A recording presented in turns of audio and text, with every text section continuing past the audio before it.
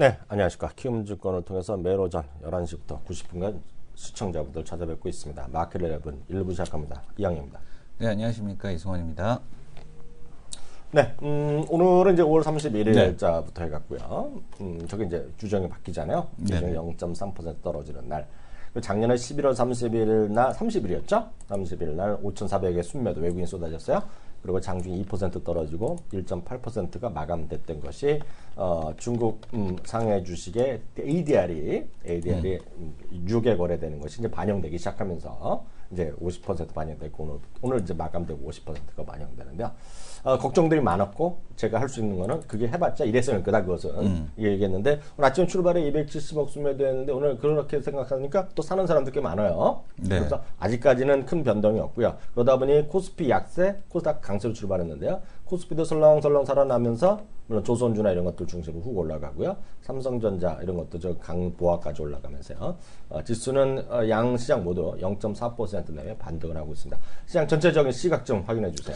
네, 일단 오늘 시장에서 예상했던 그 외국인에 대한 매도 물량이 뭐 아직까지 나오지 않고 있습니다. 네. 뭐 동시효과 때 나올지 아니면 뭐 오후장 들어서 나올지 모르겠습니다만 어쨌든 그 거래소에서 외국인들 매도가 한 141억 정도에 머무르고 있고요. 그다음에 코스닥 매수는 168억. 최근에 이제 코스닥에 대한 매도가 있었는데 이 부분이 상당히 매수로 전환되는 그런 모습입니다. 선물도 매수하는 거 봐서는 오늘 시장에 대한 쪽 이렇게 크게 밀리지 않을 가능성 높지 않느냐 이렇게 좀 보여집니다.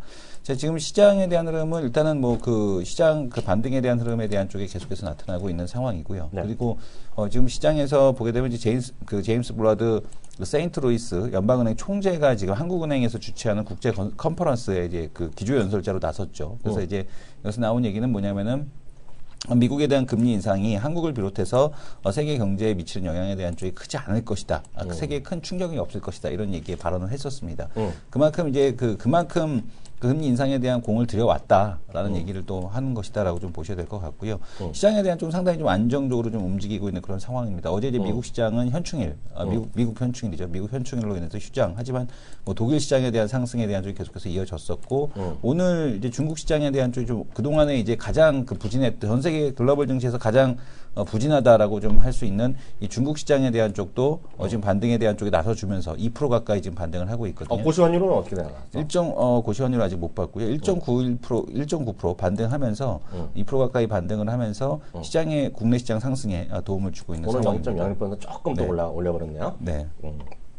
하여튼 어저께 이거 잠시 후에 또 앵커 리포트 준비하고 있는데요. 네. 여하튼 위안화가 5년 3개월 만에 최저치 기준까지 떨어졌잖아요. 환율 자체 올라간 거죠. 네. 그런 얘기도 잠시 후에 얘기해 보겠고요. 시장은 앞서 말씀드린 대로 시장의 크게 변동성은 다시 보여주고 있다라고 이해하시면 되겠죠. 그 가장 그 근본에는 어디에요? 어느죠? 그 삼성중공업 상대가? 템플턴인가? 네. 우리 형들이? 네. 그거 사주면서 삼성중공업을 아니 밀렸네? 윗꼬리가 많이 달았는데 아까 10%까지 올라갔었잖아.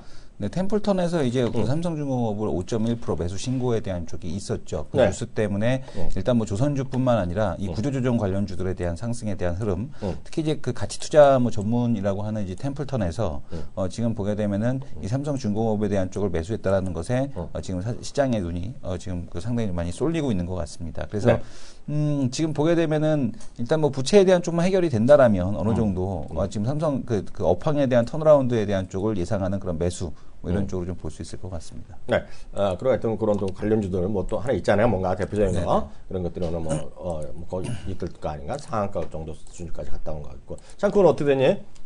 닭이요? 용평은? 용평? 용평 오늘 밀렸네. 예. 어저께부터 풀렸네? 어저께 상한가에서 이제 어저께 이미 풀렸네. 예, 상한가에서 풀려서 이제 내려와서 지금 어저께 결국 마이너스로 끝났네. 네네. 그 전날 대비. 네.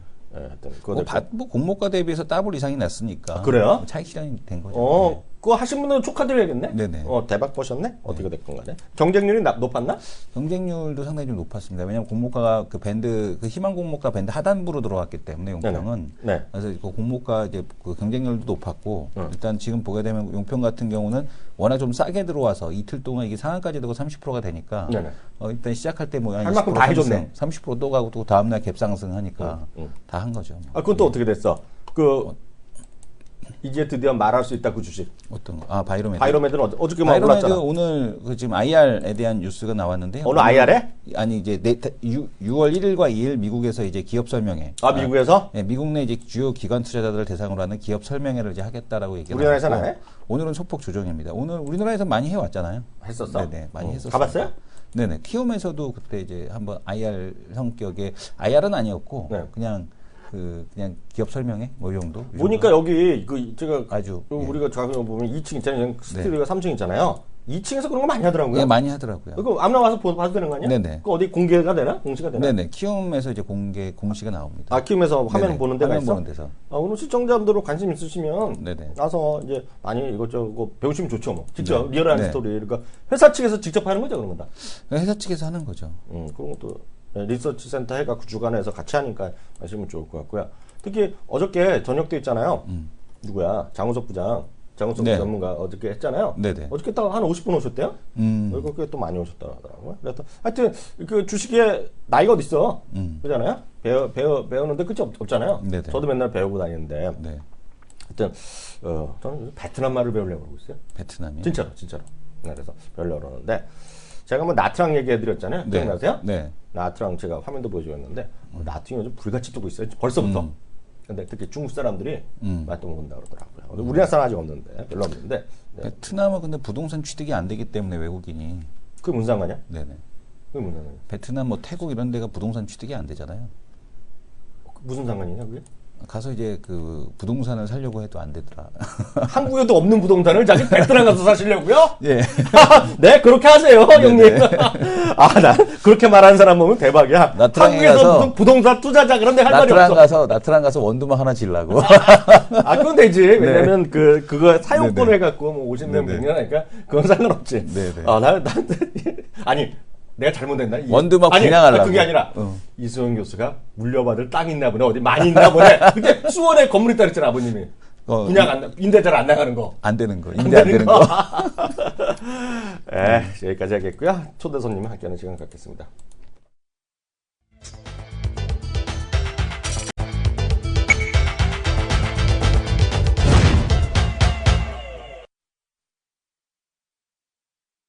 이슈 넓직군데요. 이분 빵 터졌네. 네. 아, 제가 여기 무슨 조금이라도 힘이 있고 그러면 이분한테 선물이라도 하나 드리고 싶어. 네네. 응? 이분도 100억 목표님도 쿠폰 하나 드립니다. 쿠폰 하나 드려. 밥 사줄 수 있는 6월 10일 날 책 나오면요. 10% 네. 할인 쿠폰. 할인 쿠폰. 할인 거 드립니다. 아, 이분이 정말 이해가 되신 분이야. 네. 여성분이 있네요. 여성분. 네. 울 신랑도 홍성 이렇게 쓰셨어요. 아침에 물어본 말 대답 저녁에 들어요. 아, 이분이 딱 맞아요. 딱 맞아요. 그래갖고 남편이 충청도고 네. 홍성까지 물어서 남편이 서산 태안이고 네. 여자가 대구나 경상도면요 대박 나옵니다. 대박. 싸움을 하는데요 남자는 가만히 있어요. 여자가 푸석하게 하면 남자 절대 대답도 안 해. 20분 있으면 왜 그려 그런다니까. 그게 누구냐 알아? 몰라요. 천안. 아, 천안이 그렇게 했어요. 대박이야 대박. 근데 딱 이해되시네. 딱 이해되셔 정말. 아, 오늘 어떤 얘기부터 해볼까요? 어제 롯데 호텔 롯데 IPO 설명회가 있었는데 반응이 별로 안 좋았다고 합니다. IPO 이제 왜냐면 지금 호텔 롯데 같은 경우도 이제 그 기업 공개 규모가 이제 5조 9천억이기 때문에 상당히 이제 큰 것 중에 하나인데 기관들의 빈축을 샀다라는 얘기를 하고 있습니다. 그러니까 행사 참사 자격을 제한하거나 이걸 제한해 갖고 기자가 기분 나빠서 썼는지 모르겠는데 지금 보게 되면 행사 참석 자격을 제한하거나 일부 자산운용사 아예 초청조차 하지 않은 데다가 지주회사 전란과 관련된 혼란만 야기했다. 요거는 이제 나중인 것 같고 요 앞에 행사 자격을 참가를 제한했다. 요거 때문에 기분이 좀 나쁜 것 같은데요. 그분은 이제 귀족인데 네. 조사해봐갖고 귀족 근덕지 안 다음에 안 붙여준 거지. 그런 네네. 말씀하신 거지 뭐. 높으신 분들은 그럴만해. 지금 보게 되면은 삼성, 시명, 뭐 KB, NH 대형 운용사 CIO들이 전혀 참석하지 않았고요. 그다음에 일부 이제 그 애널리스트가 대신 참석하기도 했다라는 얘기하고 있습니다. 지금 보게 되면 IPO 주관사인 미래에셋과 미래에셋 대우 한국투자증권 계열 운용사들은 수요 예측에 참여할 수 없어서 또 제외됐고 대부분 선수들 다 제외시켰어요. 초청장을 받지 못한 운용사도 있었다라는 얘기를 하고 있습니다. 왜 했는지 지금 왜 IPO 설명을 했는지 아예 알 수가 없다 이런 얘기가 지금 하고 있는 건데 지금 보게 되면 또 여기서 이제 그 핵심은 뭐냐면 저분은 황제님 아니야 황제님. 그렇죠. 호텔 롯데가 상장되면 나는 무조건 그랬잖아. 더 이상 사기업이 아니다. 더 이상 사기업이 아니다라고 하는데 호텔 롯데를 어떤 방법으로 지주회사로 전환할 생각이라는가 지주사로 전환할 생각인가라고 물었는데 호텔 롯데를 지주회사로 키울 생각이 없다라는 얘기를 해버렸습니다. 왜냐하면 시장에서 모든 참가자들이 이제 호텔 롯데가 이제 지주회사가 돼서 이제 그 밑으로 이제 그 상장하는 기업들 뭐 호텔 롯데에 대한 뭐 롯데 이제 그룹의 이제 지배구조 개편 뭐 이런 것들이 이어질 줄 알았는데 지금 그러지 않다는 얘기죠.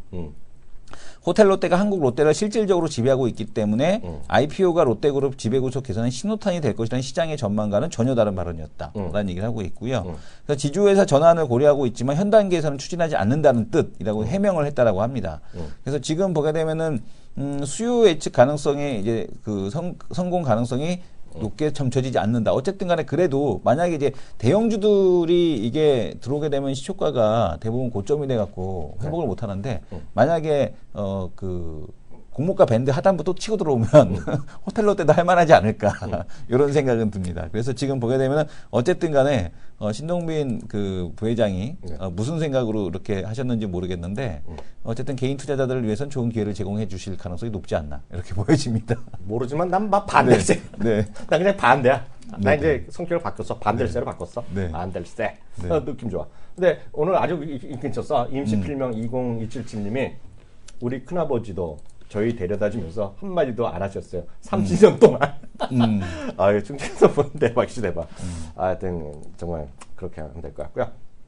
잠깐 쉬었다가. 네. 앵커 리포터 들어가겠습니다. 앵커 리포터. 네. 네. 아까 앵커 리포터 하니까 여기 그 높으신 분이 깜짝 놀랐으라고 앵커 리포터가 뭐냐고. 제 화면 좀 잡아주세요. 화면 좀 잡아주세요.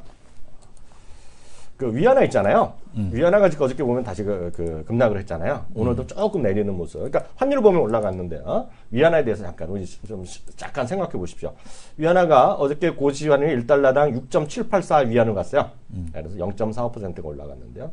2011년 2월 24일 이후 최고로 갔습니다. 근데 도대체 이렇게 왜 올라가는지 좀 보셔야 되겠는데요. 한 서너 가지 요인이 있는데요. 미국의 금리 인상 전망. 그러니까 미국의 달러 강세죠. 그리고 중국 정부도 일단은 어느 정도 동조하고 있다는 얘기죠. 그런데 실제로 보면 거기다 있고 또 하나가 중국 내 자본 유출이 어느 정도 막 나오고 있다. 이런 우려감이 있는 거죠. 잠시 후에 말씀드리겠습니다. 그리고 또 하나가 이제 일본 G7이 중국에 압박이 들어갔잖아요. 그리고 이제 자기네끼리 이제 그 뭐 너무 도발적인 이렇게 그 통화 그 정책하면 안 된다니까 일단 일부에서는 중국이 도발했다. 일본이 너희 엿먹으라. 이런 얘기도 있다는 얘기죠. 근데 이 부분은 여기 제가 또 해놨는데요. 매경 기사에 잘 나와 있어요. 이 부분은 한국적인 시각은요. 그래서 링크 친절하게 링크 잡아드립니다.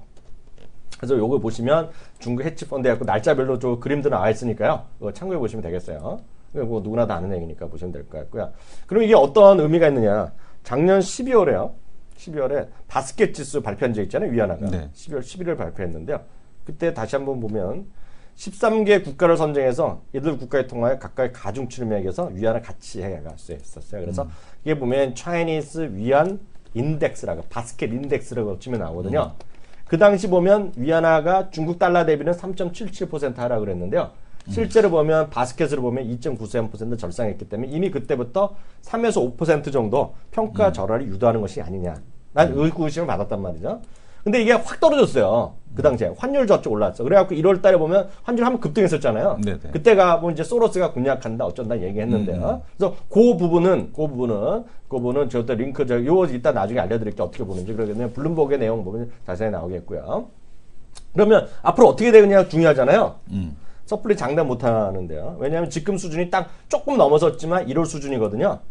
지금 보게 되면 흐름을 잠깐 한번 네, 다시 한번 잠깐 봐주세요. 차트 보게 되면 이게 위안화 주봉인데 위안화가 이제 최근에 좀 올라왔죠. 네. 최근에 이제 올라온 모습은 달러 인덱스 강세 네, 이 그렇죠. 부분에 대한 영향이 좀 크지 않냐. 그래서 아까 뭐 그런 배경을 잠깐 네네. 말씀드렸고요. 다시 제 화면 잡아주시면요. 왜냐 아까 그거 보여준 거 쌍봉같이 나왔단 말이에요 지금요. 네네. 딱 이럴 수준인데요. 중국 정부도 급격한 위안화 평가를 절하를 용인하지 않을 건 시각이 우세합니다. 근데 이걸 보시면 이 차트를 보시면 이게 블룸버그인데 이거는 자기도 볼 필요가 있어요. 이게 보시면 중국에서 있는 캐피탈 있죠. 네네. 자본의 유출입 내게 나온 건데요. 유출입이 나온 건데요. 지금 엄청나게 2010년, 11년부터 계속해서 위안화가 들어섰다가 지금 빠져나가는 거예요. 네. 빠져나가는 거고요. 그리고 요거는 환율에서 다시 5점. 2010년부터거든요. 여기까지 와 있다는 얘기. 이게 딱 2015년 봄까지 와 있는 건데요. 근데 요게 블룸버그 그래프인데요. 블룸버그 그래프인데 다이와 증권은 상당히 좀 나쁘게 쓰고 있어요. 근데 다이와는 지난 사실 연말에도 그랬어요. 현재 중국이 갖고 있는 미국 달러 있죠. 미국 달러는 세계상에 제일 많다고 그랬잖아요. 근데 이게 저도 몰랐는데 작년 말 있죠. 작년 말에 3조 7천억 달러였어요. 3조 7천억인데 벌써 5천억 달러가 줄었네요. 그때 1월 달에 이미 나왔던 내용이죠. 뭐 줄었는데 문제는 금년 말에 그게 이제 아까 보여준 거가 지금 다시 또 줄기 막 했다는 거예요. 지금 최근 들어서. 금년 말에 2조 7천억으로 줄 거라는 얘기하고 있고요. 얘네 말대로 하면 얘네 전망이요. 12개월 후 그러니까 내년 5월이면 2조 달러로 갈 거란 얘기예요. 그래서 금년 말 위안화가 7.5달러까지 급등할 것이다. 이렇게 되면 난리 나는 거죠. 근데 그렇게 될 가능성은 그렇지 않다고 보는데 하여튼 월가의 컨센서스는 지금 이 정도예요, 지금요. 그때 당시에 저 논리가 뭐였냐면 그래서 이제 그때 시장이 막 위안화 때문에 1월 달에 막 난리 나다가 맞아. 안정됐던 이유가 뭐였냐면 그 위안화금 유출을 계산해 보자. 계산해 봤더니 얘네들이 이제 해외 기업을 인수하느라고 쓰는 돈들 있잖아요. 그것 때문에 나갔다라는 거예요. 맞아. 그것 때문에 나간 거기 때문에 사실 그거를 제외하고 봤더니 사실상 위안화는 그 외국계 그 달러들은 유입이 됐더라. 그러니까 문제될 거 없다라는 얘기를 하고 있는 거거든요. 그래서 이제 그 부분에 대한 쪽에 대한 이슈가 지금 다시 자꾸 또 이제 부각이 되고 있는데, 그러니까 중국에 대해서 리스크에 대한 쪽, 그러니까 지금 이 중국 시장이 마지막 단추라고 보고 있는 거거든요. 이제 지금 미국도 경기 회복되고 있죠. 유럽도 지금 상황에서 좋고 브렉시트도 지금 안정적일 것 같고, 금리 인상 이후 금리 인상에 대한 쪽의 불확실성에 대한 제거로 놓고 본다라면 마지막 단추, 그러니까 시장에서 방금 말씀 주신 6월달에 시장이 이제 막 올라가기 위한 마지막 단추는 뭐냐면 중국 경제 지표의 호전입니다. 그러니까 요것만 단추만 마지막 단추가 껴지면 되는 거거든요. 근데 이제 자꾸 중국에 대해서 이제 부정적으로 보는데 중국이 얘기하는 건 뭐냐면 U자형이나 V자형 경기 회복을 하지 않겠다. L자형 경기 회복에 대한 쪽을 얘기하고 있는 거거든요. 여기서는 구조조정에 대한 쪽에 좀 더 계속해서 그 진행을 하겠다라는 겁니다. 그래서 뭐 중국에 대한 자꾸 그런 부정적인 시각에 대한 쪽들이 나오긴 하나 외신에서 이런 부분이 그러니까 물론 이제 법을 뭐 그 안 좋게 보려면 끝이 없이 안 좋은 거고 또 이제 긍정적으로 보려면 이제 아무 문제도 없는 것처럼 보이지만 이게 버블이라는 게 미리 터질 때까지는 알 수가 없는 거겠고 예전에도 1월 달에 소로스 이미 다 나왔고 카일 베스 혼자서 지금 제 왜 혼자 뒷북 치냐 뭐 이런 얘기가 있었거든요. 맞아. 그래서 그런 부분도 또 염두에 두셔야 되지 않을까라고 보여집니다. 그래서요. 그래서 여튼 그런 이승훈 교수 얘기가 다수설이에요, 다수설. 네네. 분명히 제가 말랐는데 미리 좀 얘기해 주셨고요. 그래서 그 부분도 저기 링크를 다 걸어놨어요. 다이아증권의 시각이 있고 말씀드렸다시피 다수 의견은 지금 그렇지 안 간다는 얘기예요, 환율이요. 그런 얘기 한번 보시면 될 것 같고요. 주식시장 측면에서 보면 위안화가 추가 하락할 경우에는요. 다이와 같이 얘기되면 이머징 마켓은 회피 심리가 불가피해지죠. 왜냐면 워낙 비중이 크니까요. 상대적으로 선진국 비중이 확대될 것이고요. 이게 보면 근데 좀 중립적으로 쓴 거를 한번 보실 필요가 있어요. 중립적인 것은 위안화 평가 절하 문제를 포함해서 이머징 마켓의 장기 시적 시향가는 바로 오늘 새벽에 나온 CNBC 기사가 있어요. 이거 뭐 지금 다 내용 전 읽어봤는데 딱 한 문장으로 얘는 정리해놨어요. Why the emerging market dream story may be over. 이건 좀 다양하게 써놨어요, 얘는요. 다양같이 일방적으로 쓰진 않았는데 이머징 마켓에서 드림이 끝났다. 뭐 이런 얘기도 있어요. 근데 이것도 제 의견이 아니라 저는 늘 말씀드린 저는 의견이 없어요. 이 부분에 대해서. 다만 쟤는 이제 다양한 의견을 줄어들 수 있기 때문에 보시면 될 것 같고요. 이거는 제가 링크를 걸어드릴 테니까 제가 만든 건데요. 다 쓴 겁니다. 여기 포스트를 적어드렸으니까 여기 들어와서 찾아보시면 되겠습니다. 여기 들어가서 시리즈 보시면 될 것 같아요. 아셨죠? 지난번에 이 삼성물산 이 합병 때 뭐 찬성하신 분들은 속상하시잖아요. 네네. 지금까지 주식 갖고 계시면. 그럼요. 속상하실 텐데. 그래도 주식매수 청구 행사권을 너무 낮게 제시했다. 그런데 일성신약이 그때 일성신약 반대표 던졌잖아요. 예, 반대표를 던졌었는데 지금 2심에서 어떻게 나왔냐면 합병설 제기 전 가격으로 주식 매수가 올려라 라고 나왔습니다. 주식 매수 청구가 행사 가격을 너무 낮게 제시했다라는 얘기를 했고요. 그다음에 지금 보게 되면은 지금 보게 되면 일성신약과 소액주주가 삼성물산 합병 시 제시한 주식 매수가가 너무 낮다며 가격 변경 신청 2심에서 1심을 파기하고 매수가를 올리라고 결정을 했다고 합니다. 그럼 어떻게 되는 거야?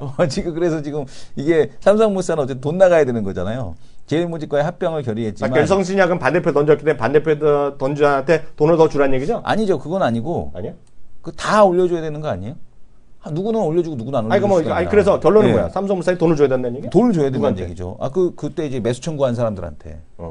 매수 청구한 사람들한테 이제 돈을 올려줘라. 그래서 지금 보게 되면은 합병결의 당시 삼성물산 시장 주가가 회사 객관적 가치를 반영하지 못했다며 합병설 자체가 나오기 전인 2014년 12월 28일 시장 가격을 기준으로 산출한 66,002원을 기준 그 당시 가격이 있을 가로 테니까. 판단했다. 네, 그 당시 그래서 가격이 있을 테니까. 그 당시 가격에 대한 쪽으로 회기해서 줘라 이런 얘기가 있습니다. 어쨌든 특이한 판결. 그럼 누가 주는 나온 거야? 거. 삼성물산이 주식 매수 청구하신 분들한테 삼성물산이 줘야죠. 네. 어쨌든 간에 특이한 결정이 나왔습니다. 하여튼 네. 잘 모르겠는데 어쨌든 간에 그래도 그때 주식 매수 청구하신 분들은 어쨌든 더 받을 수 있으니까 좋으신 거죠, 뭐. 좋은 거지 뭐. 네네. 하여튼 뭐 대한민국은 재밌는 나라니까. 하여튼 알아서 보시면 되겠다. 하여튼 그거는 제가 아까 말씀드린 거. 근데 똑같은 얘기냐는데 이렇게 될 것 같고 지금 막 저희 막 얘기하는 중간에 대우조선이 20% 30%막 올랐다고 난리를 치고 있잖아요. 지금요. 생쇼를 벌이고 있잖아요. 이거 뉴스 보시면 되겠네. 이건 100%짜리 꼬리 얘기할 수 없잖아.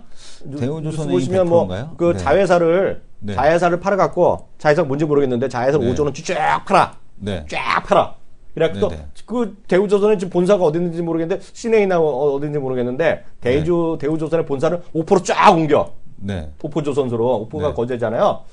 그래갖고 그럼 20% 올리는 건가? 난 잘 모르겠어.